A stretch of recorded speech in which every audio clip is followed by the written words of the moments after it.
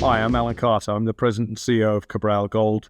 We have a district-scale project in northern Brazil, a gold project called Cuiú Cuiú. We are working on a near-term production opportunity, and we've just announced some very spectacular drill results. You have? Oh, I've forgotten whether you were in Brazil or Newfoundland with those results.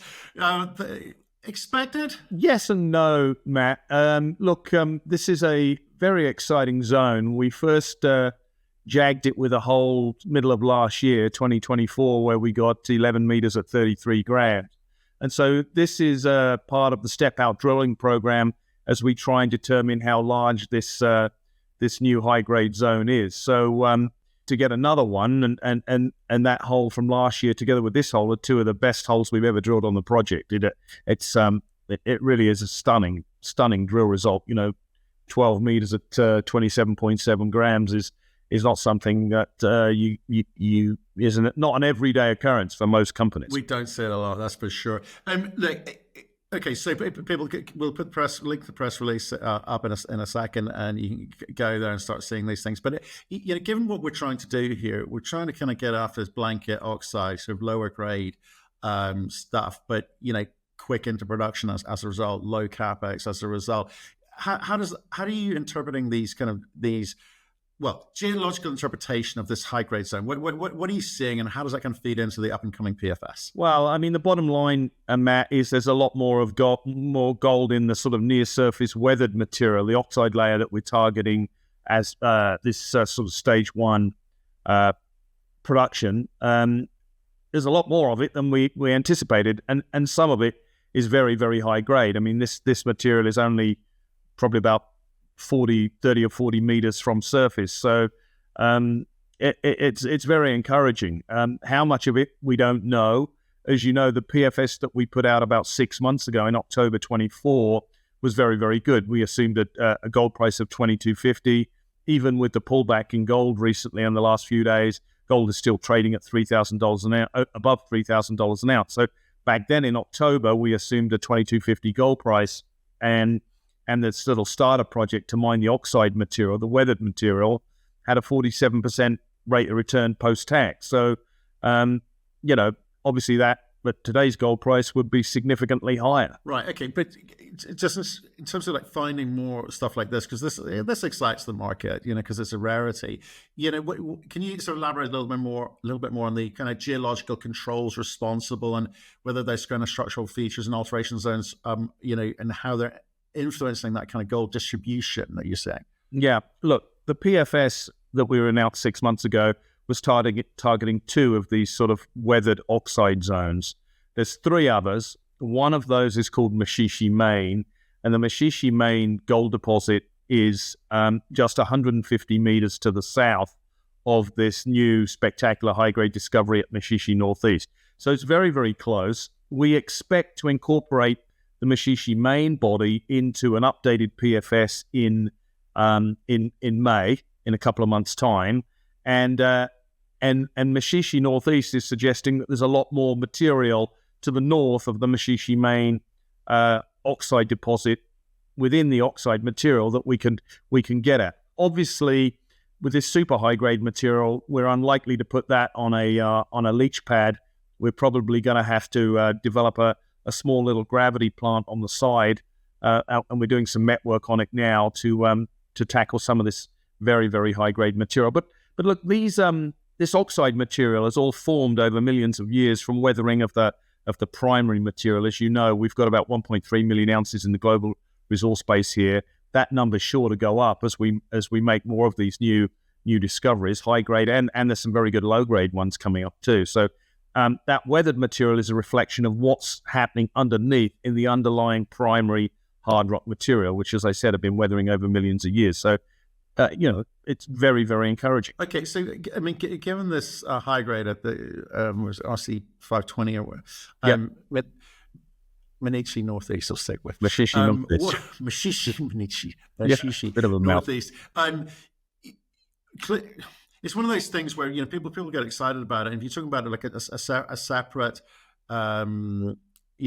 process required to kind of recover that high grade versus the heap leach with the blanket, are you going to chase more of it, or not? Because if it's maybe outside of the kind of economic model which you started formulating over the past 6 months or so, maybe you don't go chasing after that. So is there more of it? Whether in terms of lateral continuity or down dip, etc. Look, the short answer is we're going to do both. Look, these kind of numbers you can't not chase when you've got stuff that's running this sort of grade over this sort of widths. If we do need to put in a small little gravity plant next to the heap leach pads to treat this very, very high grade material, it's not going to be very costly. So we're going to continue to do both. We're going to continue to add the lower grade ounces, the stuff that's in the range of about 0.7 to 1.5, 2 gram material, which leaches very well. And also we're going to continue to drill along strike at Machichie Northeast in particular to determine how much of this high-grade material we've got, because it has the potential to add an awful lot of ounces very quickly to the global resource model. Right, but so it changes the kind of the drilling model that you had before you kind of found this, does it? In terms of where how much drill time, dollars, etc., you allocate to? Yeah, thus far, the last few months since we put the PFS out, we've largely been drilling relatively shallow holes, 100, 150 meter holes, as we're targeting that oxide material above all else. But in doing that, it's thrown up some very, very high-grade zones, which almost certainly extend into the primary material underneath. And so we are going to, as we do more work on these high-grade zones, and in particular Machichie Northeast, but there are undoubtedly a whole bunch of others, we are going to have to drill along strike, and we're going to have to drill deeper. These types of gold deposits should extend to significant depth, and all the gold deposits that we have on the project within the district that we've found so far are all open at depth. So, yeah, we're going to have to do both.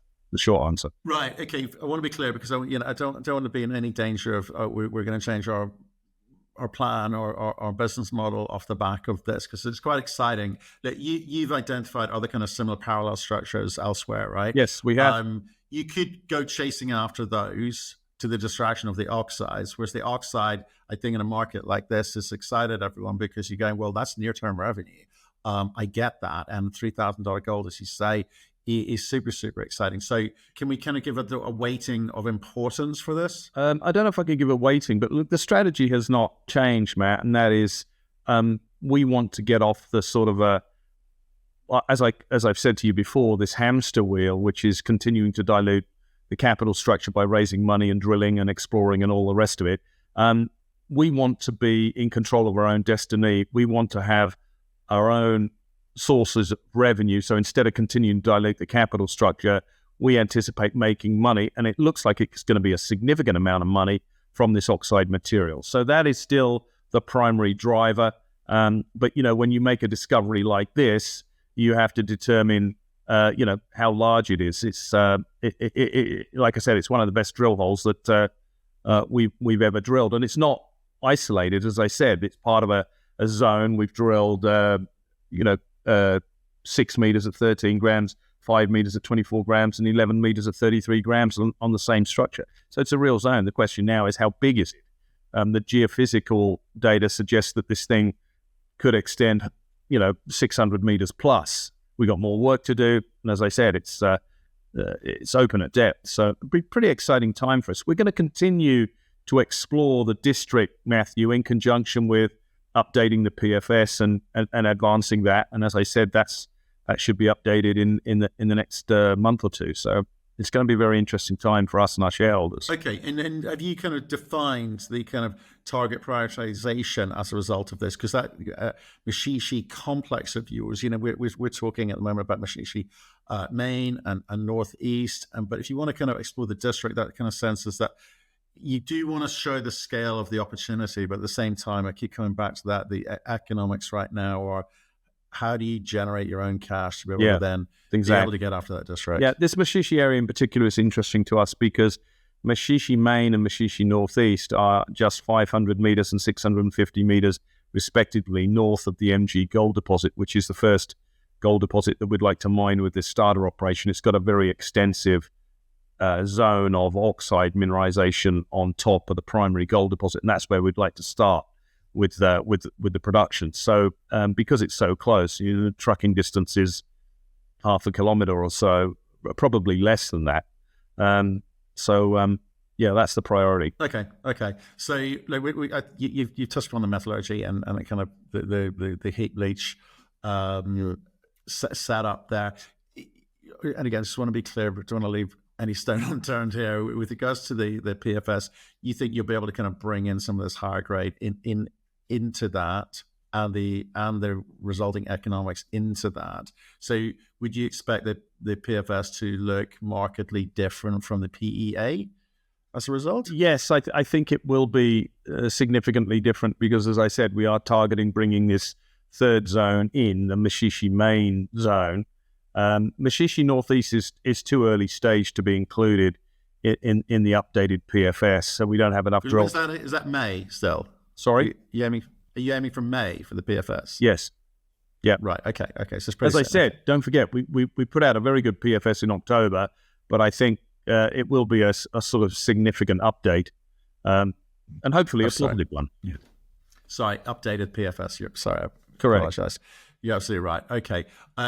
See, in terms of then obviously, we talked in the past about sort of pit shell designs and waste stripping assumptions, etc., around this. But you're saying you won't be too distracted from that modeling. Again, is that something? What have you been looking at in the PFS? We've been looking at everything really. We've been looking at the capital costs. Getting more sort of granularity and more detail on the capital costs. We've been looking at the operating costs.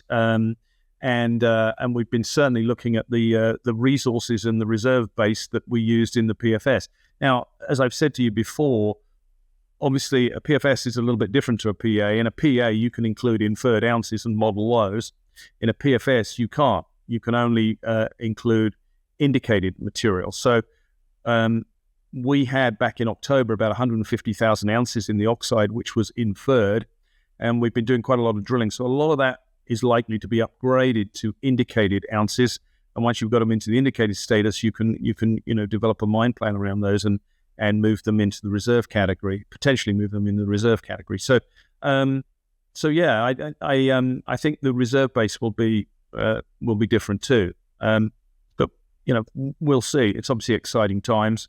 If you're near-term production, this thing should only take us about 12 months to build. So a big part of my time and effort these days is obviously focused on, securing the financing for this little starter operation. We've got a district here, Matt, and I can't emphasize that enough.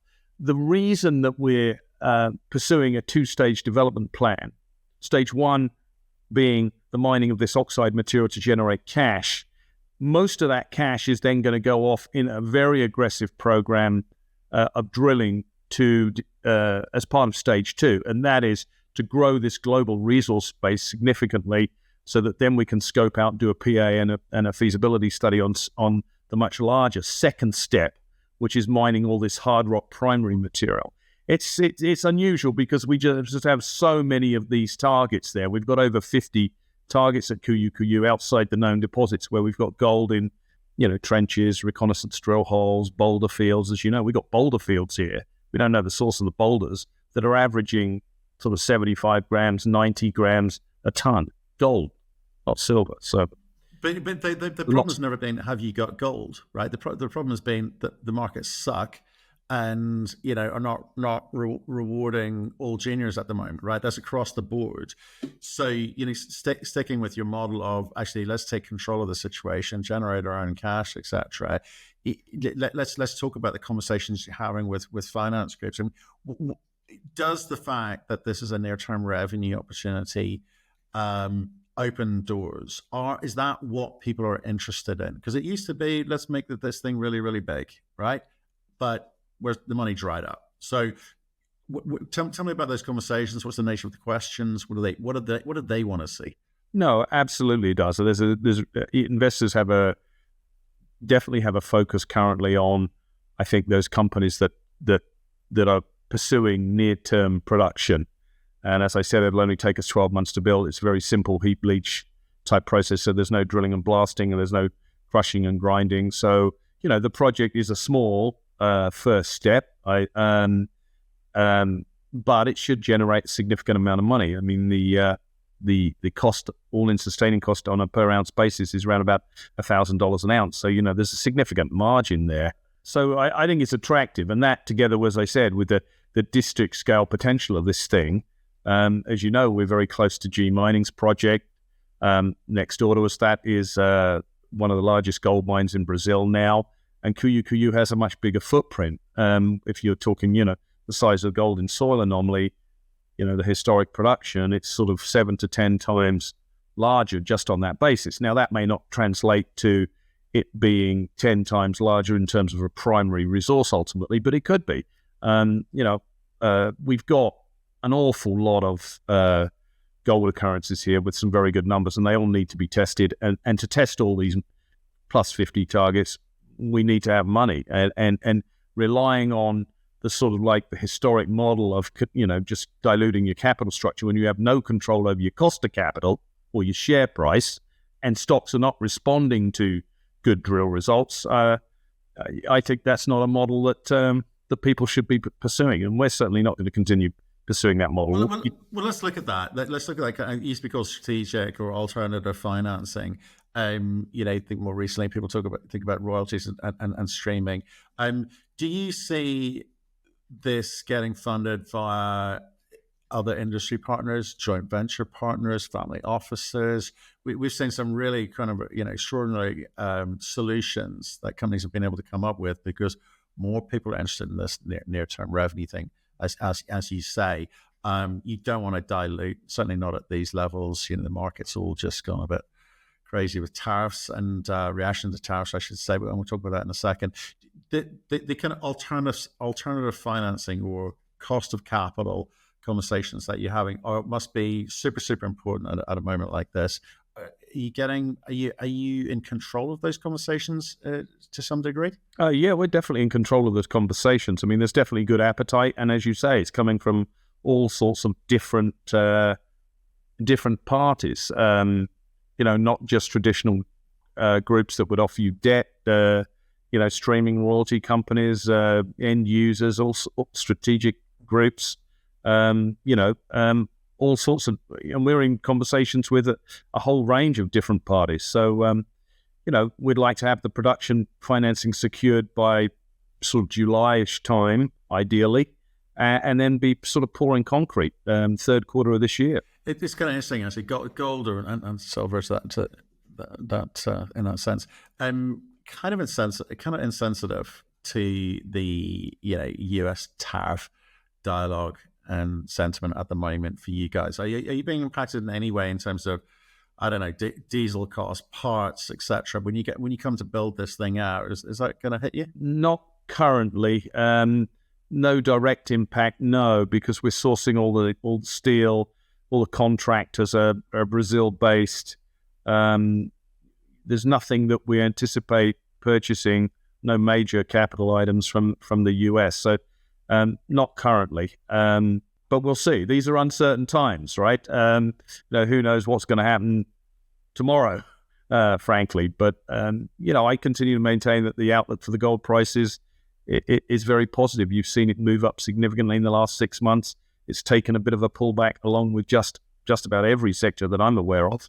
But I think the continued uncertainty, both from a political and economic standpoint, will feed into an appetite for gold moving forward. Right. And do you think that, obviously gold sales have, been doing quite well as government's going to stock up on this stuff. I don't think we're going to see a lower gold price. I think most gold bugs would suggest to you that it's going to go significantly higher.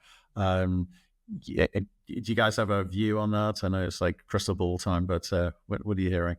Look, I broadly would agree with that characterization with most of the analysts, although that's not my day job. My day job is trying to create shareholder value here with Cabral and for its shareholders. But I think broadly the outlook for gold is very positive, and I think that has been feeding down into obviously the majors, the mid caps, and we were starting to see it prior to the announcement on the tariffs with the juniors.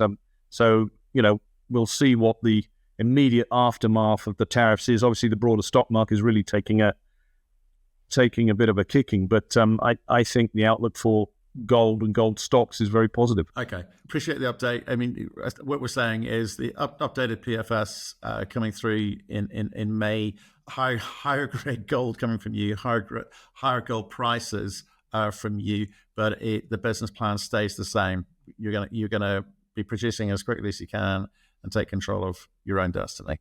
Absolutely, and I think our shareholders should expect quite a lot of news here over the next few months. As I said, there are some major catalysts coming, like updating that PFS, but with a discovery like we've got at Machichie Northeast, it's very exciting, and so there'll be a lot more drill results in the short term. Brilliant. Okay, nice, short and sharp and to the point. Appreciate that. See you soon, Alan. Thanks, Matt.